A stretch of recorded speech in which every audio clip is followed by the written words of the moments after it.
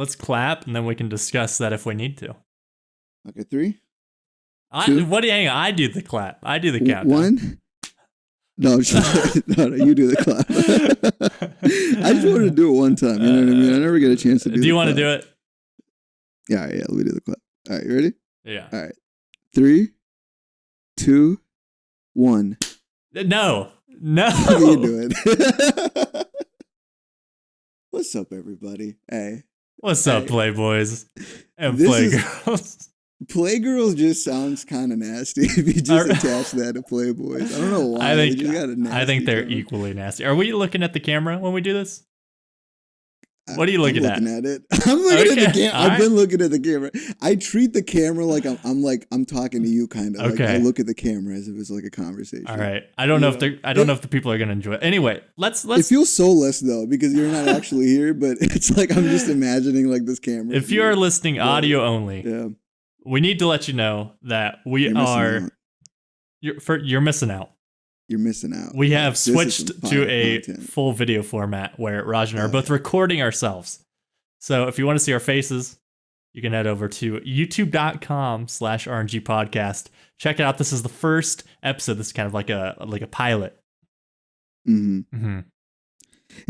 is going to be interesting because I never... Okay, so here's the thing, right? So the history behind the video podcast for RNG especially, I remember us doing this did we do this for an entire season? But I know we did this on stream, right? Season 1. Season 1. When we were streaming, we did like 12 or 13 episodes, and we did webcam footage of the both of us. So that was interesting. That was a fun time. It's kind of like it's a return to the original format. It's a return to form, yeah. And I'm going to like this more because this is actually good quality fucking DSLR. There's like lighting. There's like a whole framing process. I'll determine if yours is high quality or not. But yeah, well, my focus might be a little shit though. You, but it is what it is. I tried. Given what I have, I tried, you know. But yeah, dude, I'm hyped for this. So look, all right. Before we even like get deeper into the video part of it, because it's self-explanatory. This is what it is. This is what we're gonna try out. You know what I'm saying? But we should come up with like or should try to find a topic. Hold on. I'm trying to think like what I wanted to like go in with. Well, you were talking. You briefly mentioned music theory at the beginning.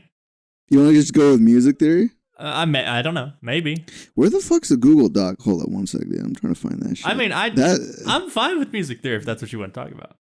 No, I'm fine with that too, but I want to like have a list of like the other shit. Hold up. I'm searching Discord right now. Give me a second. Wow. You gotta have, you know what I mean? You gotta have it all. Give me a sec. Oh, I found it. All right. So look, music theory, let's start with that. I like that because music theory is definitely one of those things that I never thought about until I actually started wanting to like produce beats and like actually make music. And then I bought a keyboard for like $170, right? Yeah. So it came with Ableton 10 Lite, not like the main, but it came with the software. I was just fucking around with it. And I realized like it, like just playing random keys and playing with like different notes and coming up with like different patterns. I realized like there is a science to this. It's an art form, but there is a science to this shit. And that's where I think the music theory kind of kicks in, right? Like kind of the science behind the sound. Aside from that, I don't know shit about it. Like, do you know anything about music theory at all in terms of like its usage? I mean, my understanding of music theory is very basic. I just see it as like a relationship between the different notes, right? Like the structure of everything. So my understanding of music theory is like very basic. Like I know like scales and that sort of thing, but it's like beyond that, I don't know a whole lot. So yeah, I mean, I was like, I was in music for a couple years during college, like a vocal group, right? So you pick up you pick up like certain music theory and stuff during that, like intervals, which is like the space between two notes, and like, I don't know, just the different keys and that sort of thing. Very basic, rudimentary stuff. I don't know much. It's interesting every time I talk to people about music because everyone has such a wild, like varying degree of like their music knowledge. And that's cool that you're in a group because that explains your fucking music videos and your venture into the music field. Listen, like look, again, this is a throw the fuck back all the way to like 2015. I remember the Wounded Stapler when that was still like the name that this channel was. You made a outro song for me, I think. Was it like I made a little outro on a whim. Quick, I don't remember what it was. 20 seconds. I remember exactly what the song was, but I don't remember why I made it. Yeah, I don't know why you made it either, to be honest, but it was sick though. You made it and it was sick, and I remember using it for my outro for like a really long time. You used it for your outro for like 3 videos, let's be honest. But nobody commented on it either. No. That's the fucked up part. I was hoping someone saw like. Oh, you had like what 200 viewers, so it's like, what do you expect? You'd think maybe 10 people are like, that's kind of a fire outro. Like I hadn't heard that. It wasn't that fire, but yeah, I liked it. But yeah, that's the thing with music theory. Everyone has like a different, I guess, take on the theory. You know. Well, I think the thing about like music is like you don't have to know music theory to make music. Like most people just, I'm not gonna say most people, but I feel like music is just kind of intuitive. Like you just play notes and you're like, okay, yeah, that sounds good. Or you play notes and you're like, yeah, that sounds bad. You don't have to like necessarily understand the relationship between 2 notes or like a scale to understand if it sounds right or wrong, you know? Right. No, I totally get you. I mean, another thing is the actual lyrics, right? Like, something is, I follow hip hop a lot. You don't give a fuck about hip hop, but like the thing is, lyrics is like the number one thing that is valued. Or I guess it used to be. Which is completely separate from music theory. It's not really related. Right. It's totally different, yeah. But the thing with lyrics is that I feel like, because you're talking about like actually like composing a song and stuff like that, and I feel like lyrics used to be such a big deal. Like I was listening to this rapper this morning called Mad Villain from literally 8 years ago. So Villain. Never caught on, not a mainstream artist, never caught on, but the guy is fucking fire when it comes to bar. Like he got bars for days. Now, I wanted to bring this up because you don't really listen to hip hop a lot, right? Like you listen to other genres. So how important is lyrics to the genres that you listen to? Like, is it something that the fans really give a fuck about, or is it more the beat and like the vibe that you get from the song? I think that a song can be good without good lyrics, right? I think that a lot of a song can make you feel a certain way just by the notes or the melody. You don't have to have even words necessarily, right? To like get a feeling from music. You can just hear notes and be like, oh, this makes me feel happy or this makes me feel sad, right? So I think lyrics, I think they're important and I think it helps for sure, but I don't think it's the most important thing. I think the most important thing is melody. And if you have a good melody and good lyrics, that's how you get a great song as opposed to just like a good song. Because I mean, if you look at like pop music today, right? Which I don't really listen to a ton of pop music. I don't listen to a lot of like current music today. I listen to a lot of like older shit. But it's like usually they just focus on like a hook that's memorable and the lyrics are easy so that you can sing along after like listening to it a few times. Like that's basically the focus of the pop industry anymore. Yeah, no, that's and I feel like the pop industry has that music theory thing we talked about down to like a formula, right? It's like the constant. Yeah, it's like one dude writes like half the songs or something like that. I don't know. It's something. There's some songwriter who's like super prolific and he writes for like all the big pop singers. And it's just like, I don't know. It all sounds the same for the most part, except for, eventually or occasionally there's some songs that come out and you're like, okay, that's kind of different, Right. No, that's interesting because there was a thing on Reddit where this guy like broke down like 8 of the top pop artists and then he played like all their songs simultaneously, right? And they all had the same drum pattern. They all pretty much mixed in the same. Like it's insane. Like, yeah, it's crazy. I mean, it's the same thing for hip hop though. Like this whole like trap music, it's like a wave right now that's super popular, but the same thing. It's just the same beats, same 808 drums, the same, whatever the fuck. Yeah. Yeah. I guess it gets there. I mean, I was bringing up Mad Villain because not Mad Villain, sorry, MF Doom. I made a mistake. See, people listening to this, MF Doom. Sorry, not Mad Villain. I just wanted to read like a bar from this, and I wanted you to give me your reaction to it. As like someone who doesn't listen. All right, look, catch a throat full from the fire vocal. All right, let's start there. All right, catch a throat full from the fire vocal. Right. Okay. With ash and molten glass like Aya Vocal. Now, Aya Vocal it's a volcano in Iceland, right? So he's saying, catch a throatful from the fire vocal with ash and molten glass, like Aya vocal. The volcano out of Iceland, he'll conquer and destroy the rap world like the white men, right? All right, so it's crazy because every single thing that he puts in this entire rap that I listen to, it's like everything has like a double meaning, like a double entendre. And honestly, like you go to the comment section, people like breaking it down. It's kind of cool to like see people like give a fuck even after like all these years, right? He's not like a mainstream artist, but I'm wondering, why is it that like artists like that who put like time into like the actual like penmanship of like the poetry, they pay attention to like the metaphors, they pay attention to like the meaning behind shit. Why is it, do you think, that people gravitate more to like the formulaic, kind of easy to listen to shit as opposed to why? Obviously the answer would be like it's easy to listen to. I was gonna say, you basically just said why. Aside from that, though, I feel like that's more so it's like conditioning. Like over time, people it's the way music is. But like, why do you think exactly? Aside from that reason, people just don't really fuck with that type of music. I think mainly because that's like what's produced, and if you're asking why is that what's produced, it's because people don't really care. I don't think. I think that's probably like one of the, like I said, it's one of the less important things. I think like if you have a strong melody, then it doesn't really matter what the lyrics are today, And I think that's true for most of like history, or most of like modern history, at least, like 1950s and forward or whatever, 1940s. Bohemian Rhapsody, though, that was lyrical. I feel like, right? That was, I mean, it had sound and lyric. It had like both into it, but. I mean, what's it about? Right?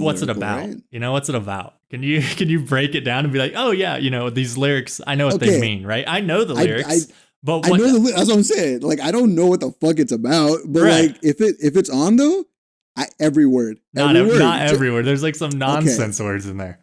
Okay, but like the nonsense words are kind of fire if you say it on beat with how they. That's what I'm saying though. It's like I feel like, because that's the thing. It's like music that I feel like can get you hyped over nonsense lyrics, but it gets you like remembering the lyrics every time a song comes on. That's a different type of artist. I feel like that's like you really mastered like the craft of getting people to like just get into your melody or repetition. That's dope. I feel like that's every musician's dream though, right? To get to that point where they can just like trap the viewer like that, or the listener, kind of get them in. Yeah, I mean, I guess that maybe that's part of the difference is like a lot of artists these days, and I say artists very loosely, a lot of vocalists, right? A lot of pop artists, they don't even write their own shit. So it's like somebody else is writing it for them. So it's not even like, I think that's one of the big differences, like, so if you go back like through the pop industry, right? If you go back to like, I don't know, fucking 1930s or whatever, it originates, and you don't have songwriters, right? I mean, you do, but they don't perform their own music typically. Typically, you have people who write the songs, and then you just have performers, and they just sing them, and that's how you get like standards and stuff. Like you have a guy like Frank Sinatra, right, which is like 1950s, or somebody even like Bing Crosby before that, or basically like these older like crooner kind of types where they're never heard of these names, but I'm sure Bing Crosby. You never heard of Bing Crosby? You never heard of Frank Sinatra? I heard of Frank. I like Frank Sinatra. I heard his music, but I haven't listened to Bing Crosby. I don't know White Christmas, classic. Okay. Isn't that wait? White Christmas sounds like a Mariah Carey song. Why does that sound like that? Why does that sound like one of those like Christmas artists? It's a Christmas song. It's like one of the best selling Christmas songs of all time. I know. I mean, I know your family doesn't celebrate Christmas, so it's it's a different. No, I'm sure I heard it in school. Like I feel like they played it like around. Like, I mean, if it was like a Christmas time classic, it's pretty popular. It's a Christmas classic. You've probably heard it. If I heard it, I'm sure I'll remember. Anyway, these guys didn't write their own shit, right? They basically just had somebody do it, and it wasn't until like, I don't know, I want to say maybe like 1960s, I feel like, is when it really started making a transition. I think obviously there's always been people that have written their own stuff and sang their own stuff, but I feel like in the 1960s, it kind of became a thing where it's like, the Beatles kind of set this standard where it's like you write your own shit. Because like when the Beatles first came out, they did a lot of covers. Like their first few albums have, it's probably like half original songs, half covers. And then like the further you go down their catalog, it just turns into all original songs by them. And it kind of became something that like you pride yourself on, right? Your ability to write your own songs. Wait, Dylan. Mm-hmm. I gotta say one thing. So everyone listening, Dylan is a huge Beatles fan. Now this is important because the way I'm gonna set this up. All right, look. Okay. You like the Beatles, you follow their discography, you go to their concerts even to this day. So my question to you is, as a Beatles fan, mm-hmm. do you think that they ever made any kind of music that was anti-PC when it comes to cultural topics that they might have touched, interviews or music? Like, do you think they were ever anti, or do you think like they just didn't care? They were just whatever they were? I wouldn't say that their music was necessarily anti-PC, but I think it was, unconventional. Like the statement mm-hmm. wasn't so much in like the subject matter itself, mm-hmm. as far as like the actual music itself, like how innovative they mm-hmm. were in the studio. It was very different than the norm. So in that case, you could kind of see it as like, oh, these guys are very different than like the norm. Like they're bringing something different to the table. Yeah, but I wouldn't say it was like they didn't like sing anything super Jesus Christ, anti-PC or controversial. Yeah. I mean, like John Lennon kind of has some edgy shit out there, but most of that was like post Beatles. So I guess the reason why I'm bringing up the PC thing when it comes to musicians, especially like really famous ones, is a lot of figures that I remember, especially like when Eminem came out and he was like, "Hey kids, do you like violence?" You know what I mean? And then he just started out, talked about like fucking stabbing his, like all this other, like he just went off the deep end, just talks about some crazy shit. But it was this thing where like people like that, I feel like tend to stick out like a sore thumb because they're going like directly against like what the culture is going against. Right. Like they're almost like the anti-hero. Like in a tale, you have like heroes and villains, all these things, but you have a hero who's like an anti-hero who doesn't follow the same characteristics, but he still somehow gets the job done. It's like a counterculture kind of thing, right? Counterculture, right? And I think it's really interesting because it's like at the time when do you remember like when that Eminem like just his peak was like how hot he was at that time period? Like he was in every fucking like music station. He was in every radio. He was all over the internet. It was fucking crazy. And the craziest thing, even crazier than that, was his drop off. You know what I mean? Like he got too deep into drugs and then, he started making PC music again, but he got hate for making PC music. He made a he made a video called Walk on Water where he was like, "I'm basically reformed, but I still have the fire talent to be a rapper musician." And it was a good song. He did it with Beyonce, so he got that clean family type like singer angle in it. And it's like people were hating on that shit. People really wanted him to come back and like roast people and be toxic again. And I don't know, it's like the weirdest thing to see like someone so anti-PC just go PC again. You know what I mean?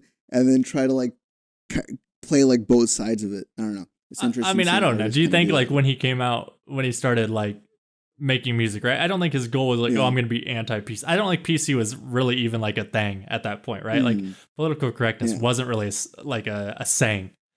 I think like he just came out and he just wanted to like be honest and truthful and like, share his perspective and shit, right? It kind of was though. I feel like at that time, because that's when the school shootings were going on, like Columbine, and it was a lot of tension in the country, but I think there was tension because for example, there was like a song he did, and the whole controversy behind that song was that the media was accusing him at the time of like influencing high school students to conduct violence because his music is all about like shooting and killing and all this other shit, like really like violent shit. And so the media was like painting him out to be some kind of villain. So his whole thing back then was literally the anti-hero. Like, yeah, they're, calling me out for all this shit, but I guess I am what you say I am. You know what I mean? That's like a whole song that he had. And I feel like he was anti-PC even at that time. There was PC culture then too, but I don't know. It's like a really different type of PC culture. Like right now, it's like the PC culture is like, don't mislabel me.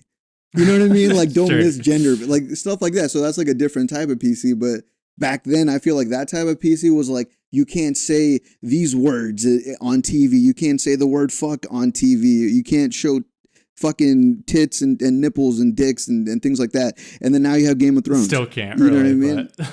I mean, but anyways, I don't know. I guess my point was just that I feel like it was PC, right? For the most part. I mean, with all those things going on. I don't really have, like, I feel like when Eminem came out, I was still pretty young. So like I didn't, and I haven't gone back and listened, and so I don't have any like frame of reference for like the impact or the subject matter, just because like Eminem started coming out like what, the late 90s. I don't remember. I think so. So I've been there for a while. I was born in 92. So like I wasn't even 10 years old when he started dropping his shit. So I wasn't listening to that. And even through like, middle school or high school or whatever, like I didn't really listen to much. I was very tuned out. I'm still kind of tuned out as far I feel like a degenerate now. Like as a kid, just listening to Eminem over every other artist, and he just thought it was a violent shit. I think it's just like where you come from, Like I came from like a super small Midwestern town, so like, and my parents both came from small Midwestern towns, so like I grew up. That's his audience. I grew up on like country music. No, he didn't. I mean, Eminem is from the Midwest, right? Like people consider Michigan the Midwest. I consider. I said that like I don't consider. I'm from Kansas, and some people don't even consider Kansas the Midwest. People are like, that's not the Midwest, but then they try and like figure it out, and they're like, I don't know what that is. Anyway, I'm basically saying I didn't grow up listening to his music, and it didn't really have any impact on me. So I can't say, I don't have much of an opinion because I'm not knowledgeable. No, that's fine. I think the topic can be broader though in terms of like artists, because like have you ever been interested I guess in like any kind of anti-culture, not anti-culture, but like anti-PC type, like Eminem anti-hero type shit? Like do you listen to anyone like that, or have you been a fan of someone that had those qualities? Not really, because to me it just comes off as somebody like trying to be edgy and trying to like push the envelope, and for me it's just like that just doesn't appeal to me, and it's like I don't know. It's just like, why? Like, why are you just trying to be edgy and like just say shit? I don't know. It just seems like a lot of the time, people are like, oh yeah, he's like anti-PC. He's like really, saying some real shit. But it's just like, is he? Yeah. It's like, what is he trying to do? I feel like he is sometimes. Sometimes, I'm not saying all the time, like because obviously there's times when he's not. But I don't know. I feel like it might not even be that the artist is saying anything important, but his actions and what he's doing, it plays into the bigger story, right? Like an artist coming into the game like that and just dissing everybody, not giving a fuck about any rules, and just like making music that at the time people were looking at like, holy shit, you can say that in a rap? Like you can say that? Like you can say you're gonna like your dad brain fucked you and like weird shit like that. You can like say this on a record and people are okay with it. So like in a way, it's not, I don't know, I guess it's like a bigger thing. It's like, it's not about like the artist himself being edgy, but like what that does to the climate as a whole, right? Like how other people start mimicking it, right? You know? And now you got more people who are like, oh yeah, no, fuck this and fuck that. And then like the music kind of, I don't know. It's like a whole movement for sure though. But I can see the edginess of it, and I can see how that turns people off too. Yeah, I mean, edginess just hasn't appealed to me. Maybe I just don't have like that. I never had like that teenage angst. I never went through that period where I was just like, I hate people who say teenage angst. It's a thing. People downplay angsty teenagers. Angsty teenagers listen to Eminem growing up, dude. That's just how it is, Because he's angry. He gets me. It's just like that was me. But the thing is though, I was like fake angry to get into. Like I was like really just, right. That's I the thing. Eminem. Like it's a bunch of white kids who come from like privileged families. I had nothing to be angry about growing up. I feel like I had it pretty good, man. But I loved Eminem though. But I don't know. I guess like the big thing with being edgy to me is like it definitely is like one of those things where I tend to like always ask my friends like the question: are you like anti-authoritarian when it comes to, I guess, like people telling you what to do or what to say? Like, is that something that you care about even as an issue? Like I have friends that don't care about that at all. And and there's no problem with that. Like you don't have to care about whatever you don't want to care about, but it's just interesting, like, do you have any kind of like opinions on like authoritarianism, or I guess like in general, like what edginess stands for? I mean, if you're saying like authoritarianism, I can't even say that word. Authoritarian. I can't say it. Yeah. Say it for me. You saying it wrong fucked up the way that I'm saying it now. Like that just blew. Okay, all right. I can't even think. Authoritarian. There you go. Ism. Authoritarian. Right. I mean, basically, that's like a form of government, right? Or are you talking like more in like a scaled down sense of just like my opinion on authority? I'm talking about more in like a philosophical, like the concept of it, I guess. I mean, I think you need people making rules and enforcing rules. Mm-hmm. So I mean, I think that's good. I don't want like the government or somebody to have complete control over my life and be able to tell me what I can and can't do. You know, I'm of the opinion where it's like, it's your life. You should be able to make the decisions you want to make as long as they don't negatively impact other people. Right. Right. So it's like, obviously I'm for authority in some sense. Like, right. You got to have authority figures somewhere, but I'm not in like the sense where it's like, oh yeah, everything should be under control. Everybody has to follow like these very strict rules. I think obviously there needs to be laws, because if you don't have laws or whatever, it's like, but I mean, that's just like my general understanding. No, that's totally sensible. I get that too. I think one of the things you brought up was like, there needs to be someone who sets rules and enforces rules. I think sort of where the edginess comes from is who sets it and who enforces it, right? And then that's where then you get into the thing where it's like, oh, the government is doing it well, the government also did this, and then it becomes this whole circus of like fucking trying to figure out like, do you want to let your life be run by them or blah blah blah, whatever. It's like a whole thing. But anyways, I think like a big part of it comes from just like a rabbit hole. Yeah, just like everything, it just comes from like your life experience, right? And I've never had an experience where I felt like somebody like abused their authority. You know, I've never been like in a situation where I'm like, oh my God, that person is kind of like using their power for bullshit, right? I've never been in that sort of position. So like for me, my opinion on authority is going to be completely different from somebody who has been in those positions where they're like, okay, this person is constantly abusing their power, right? Mm-hmm.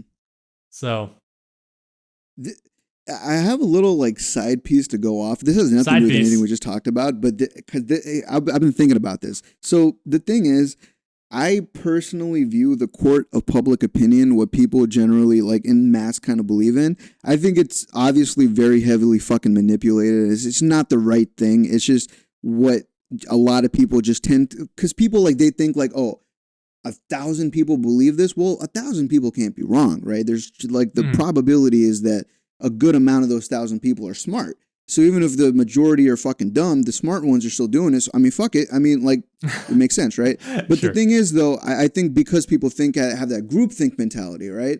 It leads to this fucking really toxic cancel culture, type stuff going on. And it's really interesting, just the cancel culture in general. Like going to somebody and saying, hey, this is the public's opinion of you, which basically boils down to this is what people read on Facebook or Instagram about you, right? Like from a website or article or whatever the fuck where they like posted you.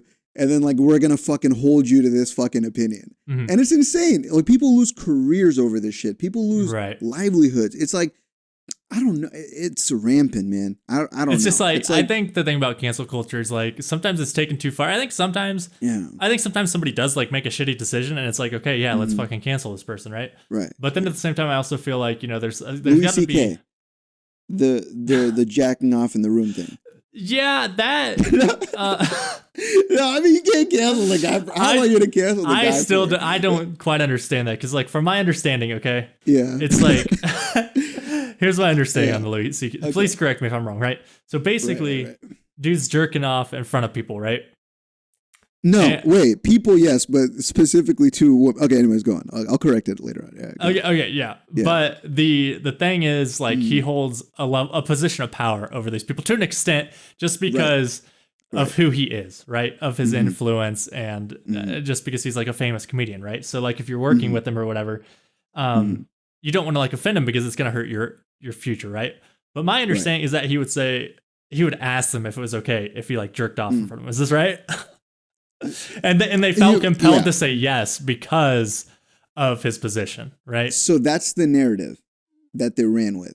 The truth was actually revealed on the Joe Rogan podcast because he talks to Louis C.K. They're all comedians, right? Well, so this is Louis C.K.'s side of the story. To say this is the truth.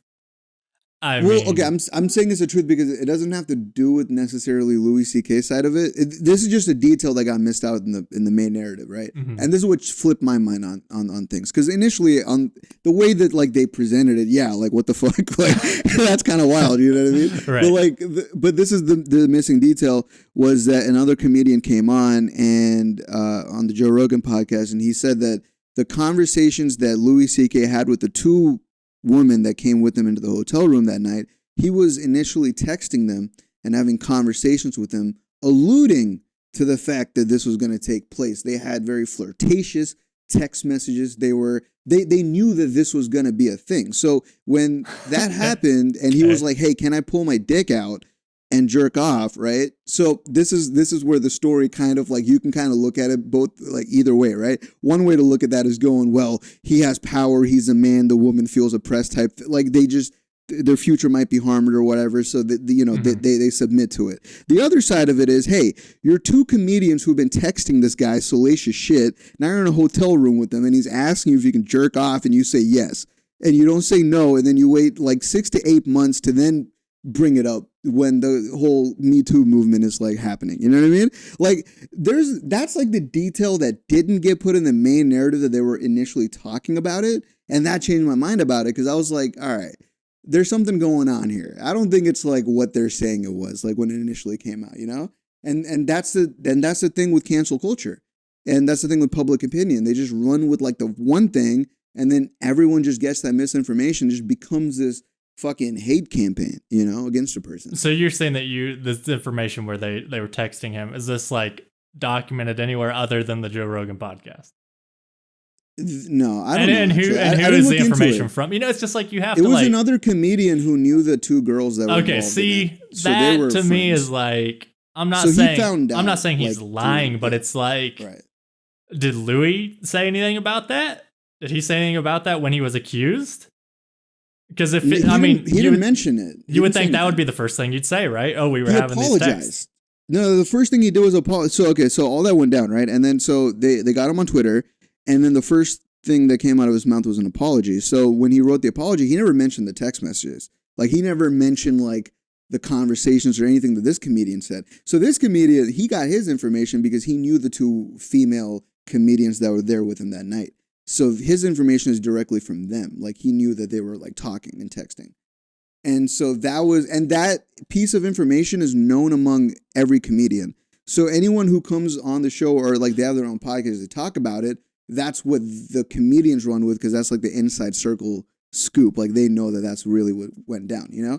But that piece of information, the public will no longer give a fuck, even if you bring it up, right? Because who cares? You already fucking executed this guy publicly, right? He's not going to have a career. His movie, they're not doing his shows anymore. He doesn't have movies. He doesn't have TV shows. He's doing a couple stand-up nights. You know, I don't know if you knew that. He actually popped up last year at a couple clubs and people applauded him. They were, you know what I mean? They were like, all right, man, welcome back to the scene. Some women were still giving him shit in the audience, of course. You know what I mean? Like, yeah. Was, I mean, I think it's, it's, it's such a weird situation. Okay. It's weird. Even just forget about the whole text thing, right? Because that's not the story that's published. That's not what people are trying to cancel him over. Right. And to me, I don't know, maybe I'm completely wrong here, but I feel like if you just whip your dick out, and you first off, you ask permission, right? He asked. And I understand that there's a different power structure there, right? I understand that's going to influence that. So was he necessarily in the right to say, hey, can I bust my dick out? Because he's in a position of power over these people, right? So it's like, yeah, that's kind of wrong, right? Is he though? He's not he's not employing them. He's not paying their bills. He's not doing anything like that. He's you know what I mean? And I don't know. I mean, no, just think about like somebody who you really look up to, right? Somebody who you're a huge fan of. And you happen to meet this person, right? And you're in a conversation with them, and you're talking about certain things that you could maybe advance your career into your field, right? And then they ask you something that makes you really uncomfortable, but you're like, hey, if I say no to this shit, then I'm going to be in a position where I lose these opportunities, right? Yeah. So that's kind of like the power level. That's why it's a weird thing, and that's why you shouldn't like Muselk for some reason. I was like, when you were saying that, I'm like, wait, Muselk asking me that? What the fuck? It's just like, it's like hilarious. If you work in an office or whatever, you shouldn't like date your boss, or you shouldn't date anybody who's like above you in the rankings, because it just leads to those weird situations. That's different though, the boss thing, because he's not their boss. But it's the same sort of dynamic where this person has the ability to advance your career, essentially. Okay, explain me the dynamic. So you're saying that he had the power to, make their career he's a famous comedian, very influential. Right. He knows a lot of people in the industry. Right. I'm sure his word, his recommendation carries a lot of weight. So Louis C.K. says, "Can I pull my dick out?" Yeah. Right. Right. And okay. So these two women are here, and let's ignore the text message thing, because again, it's not the main narrative. All right. So he says, "Can I pull my dick out?" These two girls are there. Right. They, in my opinion, in my honest opinion, at that moment, they could have said no. They could have said no. Yeah. They could have said no. But if they said no, do you think Louis would have gotten violent? Like, say someone like, who's that fucking Eric? Who's the Weinstein guy? The Weinstein guy, right? Sure. The guy that got caught for like 800 Harvey like Weinstein. rape. Harvey Weinstein. Would he get violent like Harvey Weinstein? We don't know, right? He doesn't have a backlog of rape cases and accusations, right. Louis C.K., right? So we don't need. So let's assume he won't do anything if they say no. So why didn't they say no? And why did it come out 8 months later? Like, why are, and like right during the peak of cancel culture, it's targeted, I feel like. I just think it's a dangerous road to go down, where you always believe the famous person, or you don't take what the people who have been victimized by the situation say, right? When you're like, why is it a big deal? Like when you're downplaying that shit, that's why it takes 8 months for people to come out and say shit, because this is the reaction they get reaction from people who don't believe them, right? So like there's this level where it's like you have to go through and you have to like come to terms with it. Maybe you have to talk to your fucking therapist. I mean, when it comes to, so my opinion on the situation, right? About Louis C.K. No, just imagine talking to a therapist about Louis C.K. Here's the thing. You don't understand that you're downplaying the situation so much because you're a guy who has never had to experience any sort of situation like that. Who knows what these women have been through in their lives, leading up to that. It could have brought back some earlier trauma, right? Mm-hmm. I mean, that's like something you have to consider, and to just say, imagine this affected you. It's like, that's just being ignorant of the whole situation, right? My thought though, here's my take on the whole situation. Is it kind of weird? Is it kind of fucked up? Yes. Do I think he should have been canceled for it? No. Like that's downplaying it. Though. It's not like he was saying, hey, will you suck my dick or whatever. It's not like he jerked off, which is like, it's very weird and very uncomfortable, right? But you're not being forced into like some sort of sexual interaction with them, right? Yeah. So like, to me, it's really fucking weird, and I don't really get it. I think it's as simple as it sounds. I don't think there's anything more to it. I think that's what it is. I don't understand the appeal for him. Oh yeah, that's what I don't get. But I mean, like I said, I didn't go through it. I'm not the person in that situation. So it's like, I can't say how it makes them feel or whatever. So, and obviously, like I said, there's that whole power dynamic. So it's like, but to me, I think it's weird. And I think it's something that, he apologized for it. And, maybe he disappears for a year and just like, reflects on his life or whatever. And then he comes back and he's good. And everybody should be like, okay, you did this thing in the past. It was kind of weird, kind of fucked up, but everything you've shown since then has demonstrated that you've learned from it, right? I think that's like the biggest thing. Like, if after a year you can tell that he's apologized for his actions, he's made like a serious effort to like to change that sort of behavior or whatever, right? And I'm not saying jerking off in front of other people is wrong, right? If that's what you do and if everybody's consenting, go ahead, Louis. Right. I don't fucking care what you do. Consensual jerk off. Yeah, everybody just sit around and jerk off. I don't care. That's what it is. Yeah.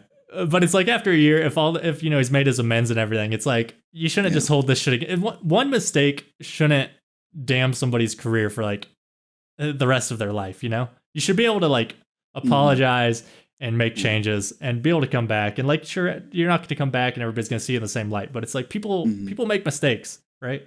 Right. So you have to be able to move past it and like forgive them and that sort of thing. I 100% agree with you.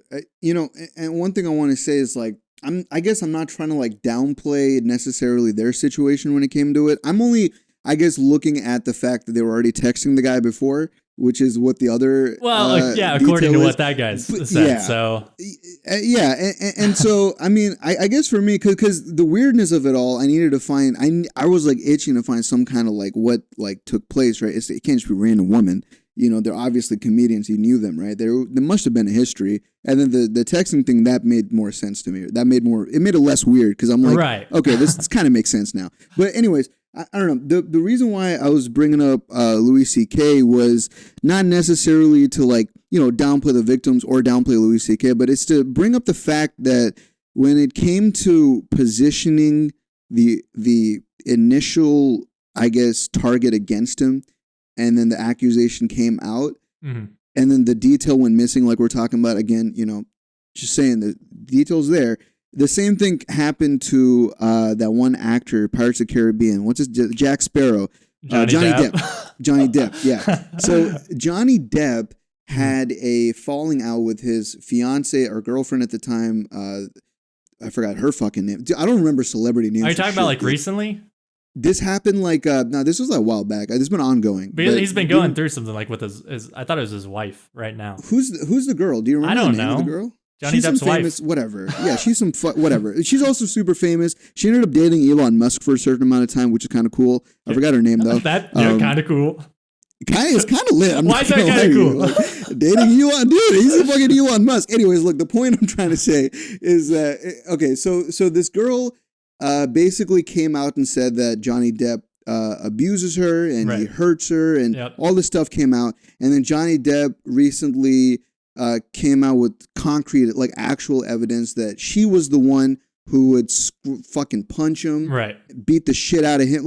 It was the opposite. She was the one who claimed it because she knew that she could play the woman sympathy, I'm getting beaten card. And then Johnny Depp looked fucking crazy. Again, this is the narrative that gets played for cancel culture, right? They give you something to be outraged about. And then when you get outraged about it, they just fucking keep fanning that flame, right? Mm-hmm. They keep throwing more shit. Oh, he beat her. The next day it's now it came out that he was mentally abused. Again, see, different things kind of come out day to day, keeps fanning the flame. And then people get hotter and hotter. They get more and more mad. And then they silence the celebrity. So you were saying earlier, I hate people who just constantly agree with the celebrity. I'm not saying that, constantly agreeing with a celebrity is good, but sometimes it's good to look at the celebrity and go, hey, listen, this is another human who became a celebrity, right? And he's being framed in, I feel an incorrect way, and I feel like he's being silenced by the people. They won't give him a chance. And I think that's a problem. If you're really trying to call somebody out and cancel them, I feel like you were saying earlier too, they should get the chance to make up for it. You know what I mean? You shouldn't silence them at the gate and not let them speak. I think the first thing I think here's the problem. The problem is when somebody's accused of something, right? Yeah. And they don't respond.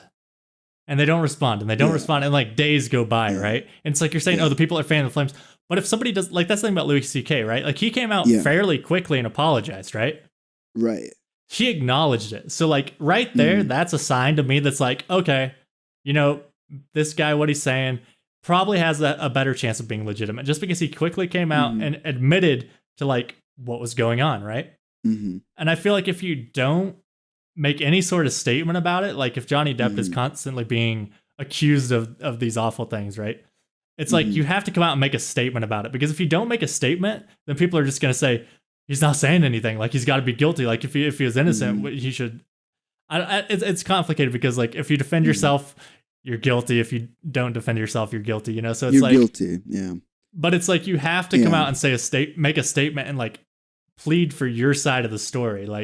If days go by and you don't make any sort of statement saying I'm here to acknowledge this situation and say, I didn't do this. This is my side of the story, or admit to the parts that are factual or that actually happened. You have to you have to acknowledge it essentially. So, and if you don't, that's when you get silenced, because you're just going to get fucking beaten into the ground by everybody on social media. Ideally speaking, that I would like to, I support that. But I think realistically speaking, though, what if, we're downplaying the amount of abuse that his wife might have done to him during that period of time when she was attacking him publicly?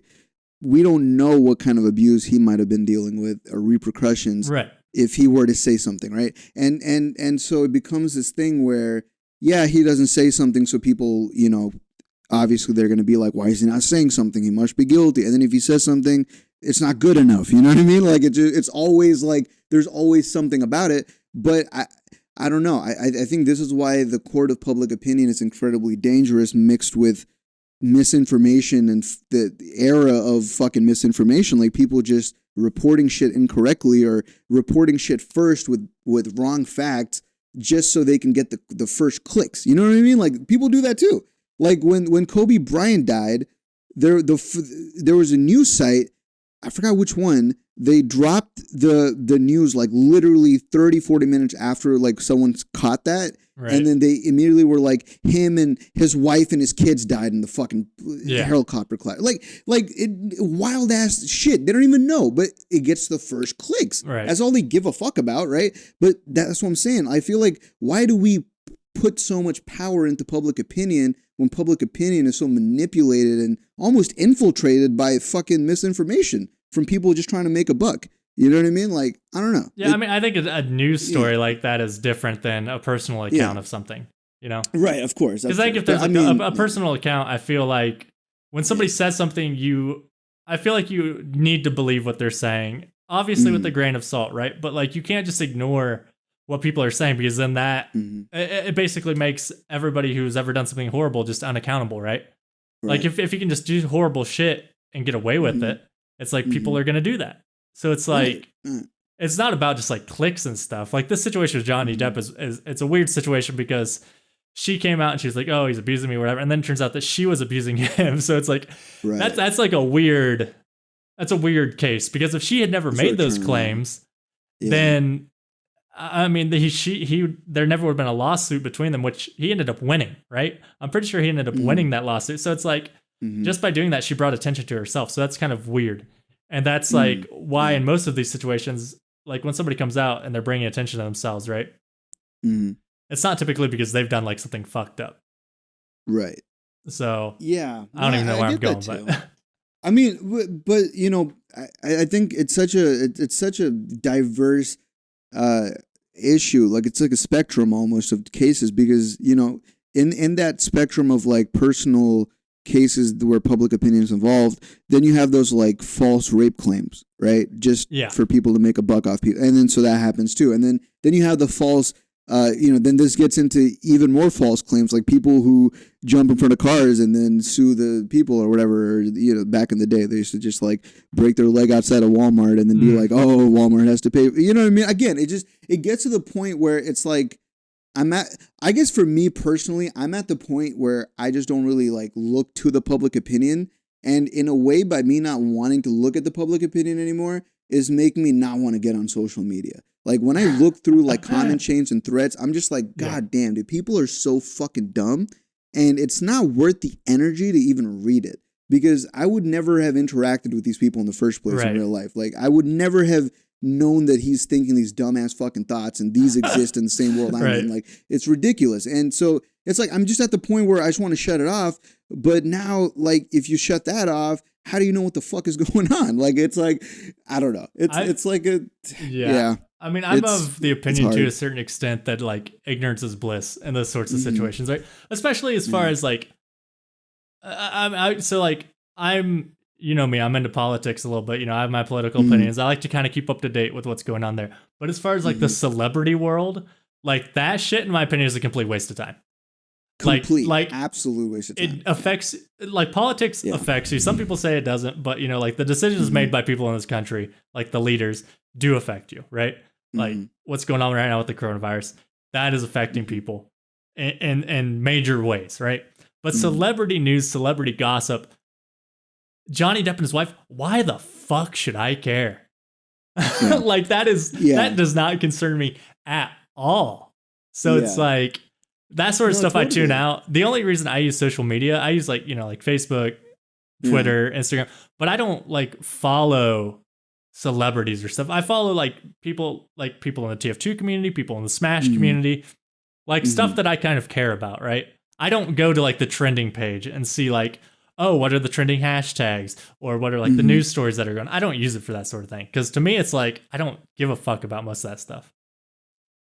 Well, okay, so this is interesting because we're talking about celebrity culture, but to be a celebrity, I assume the reason why people gravitate to it is because a lot of celebrities are obviously celebrities because they're successful at whatever craft that they're fucking doing, right? Or they're at a point where the success is notable and people are like recognizing the success, which is how I feel like someone can ascend into like celebrityhood. I feel like the people that become celebrities, the reason why people watch them so much is they almost feel like they can identify with that person, right? And go, hey, I'm never going to be as rich as famous as this motherfucker. He's just a celebrity, but, you know, and I don't think I'll be as talented as he is, but there's a certain level of inspiration that I can take from a story. There's a certain level of bonding I can have with this person that I've never met, but their story, the movies they do, the acting they do, like, I think it influences a lot of people's day-to-day lives more than they'd like to admit. The media that they consume, right? And the personalities they like, and and the movies they watch, a lot of that influences them. But, you know, I guess what I'm trying to kind of get to is like, do you think the celebrities, when people ascend there, do you think the pressure of that level of success that's what's kind of keeping them, I guess, from like just relating to normal people, just that level of success where every move they make is being judged by fucking thousands of people. Like, we're talking about Johnny Depp and right. his wife's story as if like they're our fucking neighbors and like we fucking know them, but we don't. Like, there's random motherfuckers, right. but they're insanely talented, whatever field they're in. And I think people can look at that story and go, hey, I can kind of relate to his side of it, that he's getting of the abuse. Maybe some guy's getting abused out there. He's looking at Johnny Depp and going, hey, if he could fucking come out and say it, I'm gonna come out and say it. You know what I mean? Like, it could be motivating for people too. So I think that's why the celebrity, I guess, is there. But yeah, I don't know. It's like the pressure of the success, though. You know what I mean? Like, just dealing with like every move being watched. You know? It's crazy. I think it just depends. Like, I think a lot of these people, you know, these celebrities have, depending how long you've been a celebrity, right? Depending on how long you've been in the public eye, you're surrounded by yes men, where you feel like you can't do any wrong, right? Mm-hmm. So I think like the pressure, I feel like a lot of these people, I don't feel like they have this pressure on them to succeed because they've already made it. Essentially, they already feel like they've made it. So it's like they feel like they can't do any wrong, and everybody around them is telling them that they're great and everything, right? So it's like I don't think there's any the level of pressure to like do whatever. I don't think that really has any impact on that. Okay, I feel you. Makes sense. I see that logic. I mean, it's one of the things I think about a lot when it comes to fame also, because like one of the things I never like to talk to people about or gloat about, especially when I meet new people, is YouTube or anything about what are you gonna gloat about? I'm a fucking house inspector. What do you mean? You're right. I'm saying you have nothing to gloat about. That's what I'm saying. No, but like I have nothing to gloat about in terms of like I never tell people like I have a YouTube channel. I never tell people. Yeah, why would you?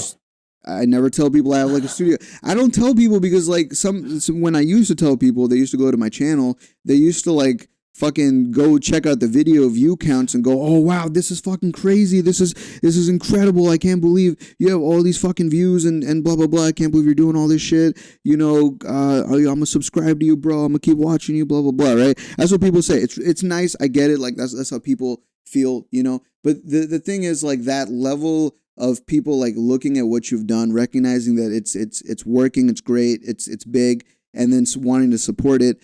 I think it's like a snowball effect almost, right? And when at one point I felt like when I was doing YouTube especially, I was feeling that snowball effect of people constantly hyping me up, you know what I mean? And constantly, the yes men thing, like you were saying, right? Like people just saying yes to every dumb decision idea that you have because it's like, fuck it. They're not you. Right. They're not the ones doing it. You are, right? You're the one who has to deal with it. So it's like when you're going through it and everyone hypes you up and they make you feel like you're this like celebrity figure, it's really interesting to see how different people react to your status. Like when I did Saint Raja, I had someone call in and just literally like they couldn't like breathe when they were like talking to me because they couldn't believe they were in a call with me. And I'm just like, bro, like what, like, you know, I never knew that I could have that effect on people. But the fact that someone could feel that way, imagine like being a celebrity at the level of a Louis C.K. or something like that, where people see you on the street and they're like, oh shit, That's you. That's the boy. Like, let's get a fucking photo. You're the guy who pulled his dick out. Like, you're the fucking. You know what I mean? It's like fame is crazy, man. People it's like the most privacy invasive shit in the world. And I think that's the number one thing about success that I fucking hate is fame and relevancy. Like, people just writing your shit and just like hyping you up for no fucking reason. You know what I mean? But there is a reason. But it's weird being the guy receiving it. Right. You know what I mean? Like, I think, have you ever felt that way with like attention people give you? Like, okay, all right. First off, people don't give me attention, and I'm so hard on myself. Like, I'm very critical of every video I upload. I know what's wrong with it when I upload it. You know, like I know what the bad things are. And excuse me. Oh, and when somebody compliments me, maybe this is fucked up. I don't know. I value my opinion over nearly anybody else's. And if somebody tells me something is good, but I don't believe it, if I think it's bad, I just don't believe any sort of praise anybody can lay on me. If I don't think it's true, if I don't agree with it, I'm not going to accept it. So like, if somebody's like, oh, you made that video, the video was incredible. It's just like, it wasn't that good. You know, I try to compliment you too. You're the same way. I can't. You don't accept it. Praise only goes to my head if I actually agree with it. And it's like, if I agree with it, then is it really praise or is it just a statement? It's just fire. Dude, that's a bar right there. Is it really? Yeah, I like that. I like what I don't know. I mean, that's just that's crazy. That's how I feel, I guess. So it's like, I've never let any of that shit go to my head because it's like, I either don't believe what they're saying or I don't agree with it. So I don't know. The thing is, dude, it's like, I feel like if someone doesn't agree with me and like I have a different opinion about something, I will try to make them agree. Like, I'll try to like get ways for them to agree with me or see my side of it. Because I don't know what that is. I don't know if it's like a bad quality or good quality, but that's how I've always been. Like, if someone doesn't see something my way, I'm just like, all right, bro, let me show it to you like this. Maybe this might, you know what I mean? Like, it just, I think it's like a natural tendency when like somebody says something and you don't. I mean, especially like with politics and that sort of thing. Like, I'll talk to my mom and she's on the opposite end of the spectrum as far as like politics and stuff. She'll say stuff to me and I can't comprehend it. I don't understand how she has this opinion, especially because first off, she's raised me. Right. So I think a lot of like my view on the world and how I see things is due to her. Right. So like, she'll say shit and I'll be like, that just goes against like what you taught me growing up. And so it's like, I feel like there's just this tendency to, or this inability to understand why people think differently than you, because all you have is yourself and your own experiences. So like the entire world, you can only see the world through your own lens. You can't put yourself in somebody's other shoes and genuinely see it from their perspective. Obviously there are ways to work on that and like to see things from other points of view, but like everything about you for the most part is due to your experiences and what you've gone through in life. So it's like when somebody has gone through something completely different, it can be hard to relate or understand why they see something some way because they just had a completely different life than you've had, you know? No, that's real, man. That's some real shit. You know, it's all like you've been saying this the whole time, but yeah, life experiences definitely make up for all of that. Yeah. That's important. True. But with all that being said, I think my camera just shut off. Just shut off, so it's just me. I guess I'll end it solo. I heard it. I heard the camera shut off. Okay. Yeah. All right. I heard it too, to be honest. Yeah. Good. Okay. So, we're on the same page. That's a really good time to call this. All right. Cool. Well, thank you guys for listening. Hope you enjoyed. It is important to note that we are going to be uploading RNG every Monday from now on. We didn't discuss that. So if you stuck around to the end, thanks for sticking around. Every Monday is we're going to be uploading now, as opposed to every Friday. So other than that, I don't think anything else is changing, right? So no, not too much. We might do some like social media. We're trying to do social media. Follow us on Twitter at the RNG Podcast, Instagram at RNG Podcast. The branding is on point. Join the subreddit, RNG Podcast. Hell yeah. RNG every day. All right. All right. We go ahead right here, boys. Thank you so much for following us along this video, audio adventure. Watching Playboys. And Playgirls. And we will see you in the next episode of RNG Podcast. All right. Peace.